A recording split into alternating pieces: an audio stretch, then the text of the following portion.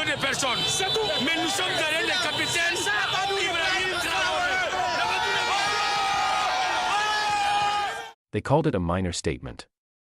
A quick sentence, spoken by a captain in uniform, beneath the brutal sun of Ouagadougou. But it shook every embassy from Brussels to Washington. We will not be the next Ukraine. This was not about Ukraine. This was about airspace. About sovereignty. About a continent that had been watched, mapped, and infiltrated from the skies for decades. NATO drones over Sahel. Surveillance aircraft in Niger. Joint operations that never asked permission. Africa had endured this long enough. But now, the red line had been drawn, and it was not dotted. Not by diplomats. Not by bureaucrats.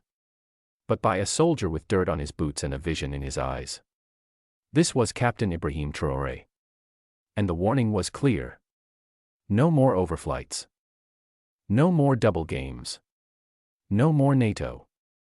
On July 16, 2025, the AES alliance, Burkina Faso, Mali, and Niger, announced a regional no-fly policy. A joint air defense system is now under development. With radar coverage stretching from Timbuktu to Fada Ngourma. AES commanders confirmed. Any military aircraft entering without authorization would be treated as hostile.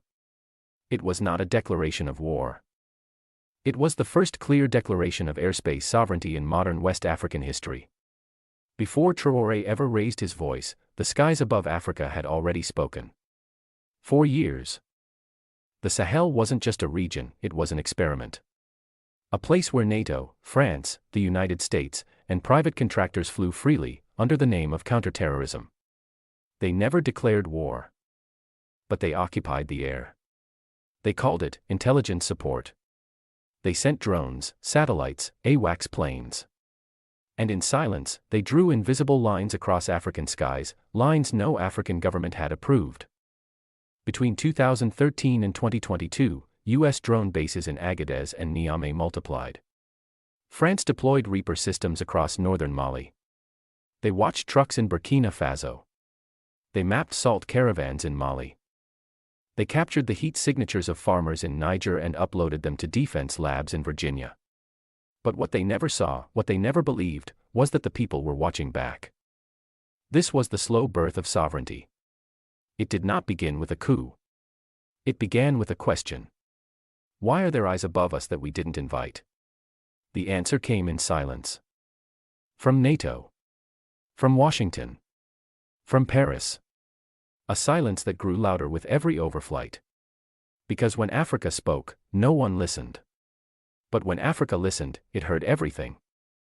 Ibrahim Traoré heard it as a young officer. He read the intelligence reports, saw the flight paths, the blurry outlines of friendly drones hovering over villages hours before they were attacked. Sometimes, the drones did nothing. Sometimes, they just watched. Sometimes, they weren't African at all. What was the price of that silence? Ask the mothers of Kouakou. Ask the shepherds of Tessalit. Ask the students who disappeared in Tilaberi after a foreign military convoy passed through. For years, sovereignty in Africa was paper-thin, signed at summits, shredded by satellite. But in 2022, something changed. Burkina Faso rejected French air support. Mali shut down the last NATO intelligence outpost. And Niger, before its revolution, revealed that drone data had been shared with third-party contractors, some of them working for oil companies. Sovereignty wasn't just under siege. It had been sold, quietly, cheaply, efficiently. And no one had warned the people. So when Ibrahim Traoré finally stood before the cameras in 2025 and said, "We will not be the next Ukraine, he wasn't speaking out of fear. He was speaking from memory. Ukraine had been turned into a global chessboard. But Africa had been used as a test site for decades. Drone warfare. Surveillance AI. Psychological operations. All of it tested under the banner of humanitarianism. What Traoré was doing, what the AES alliance was declaring, was not a rebellion. It was a reversal. No more surveillance without consent. No more coordination without sovereignty.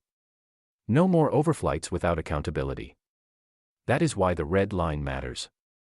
That is why the no-fly zone matters. Because it was never just about planes. It was about presence. About dignity. About telling the world, Africa is not yours to monitor. And if that makes NATO uncomfortable, then let it be uncomfortable. Because the skies above Sahel are no longer empty. They are guarded. They are watched.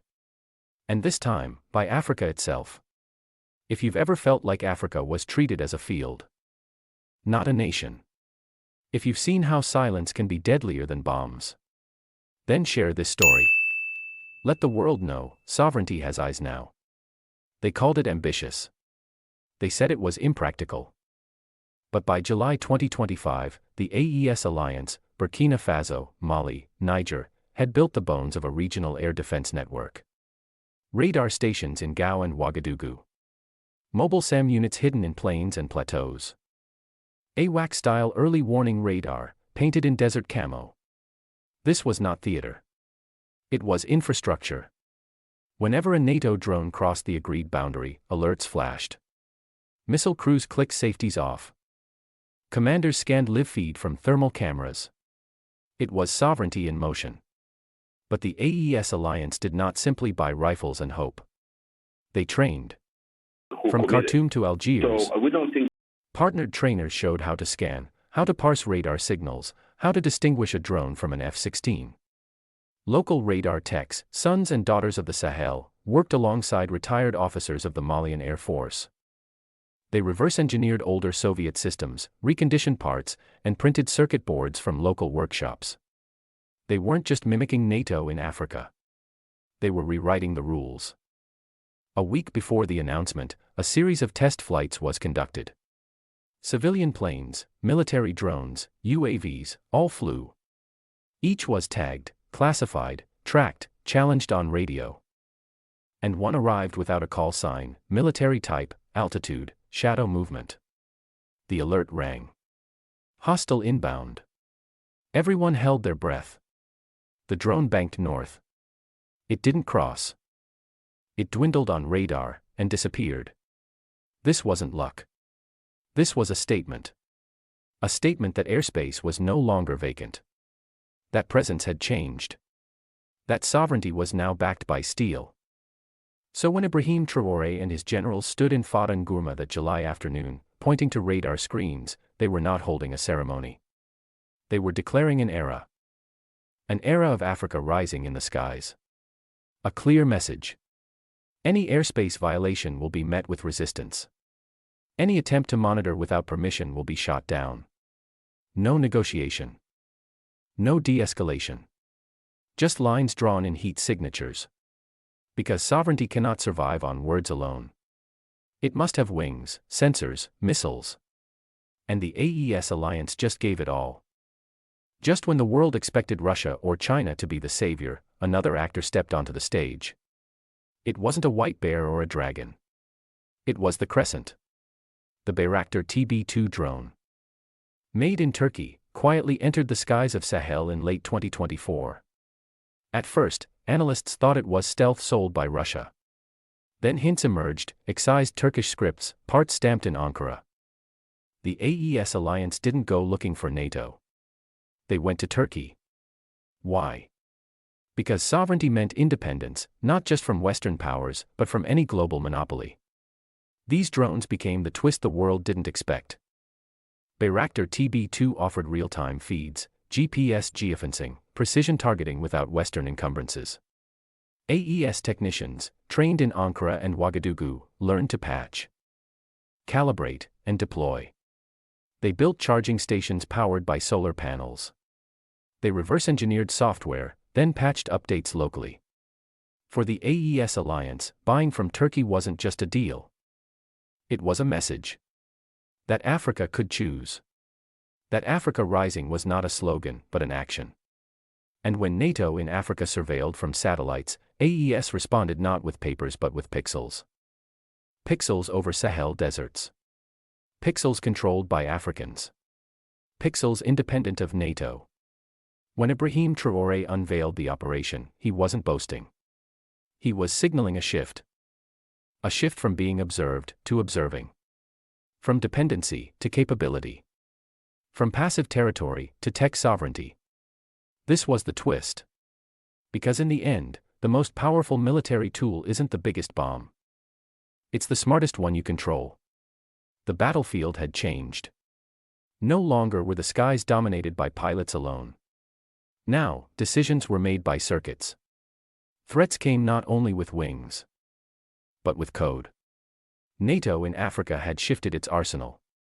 It was no longer just boots, tanks, and flags. It was neural networks, machine vision, autonomous drones.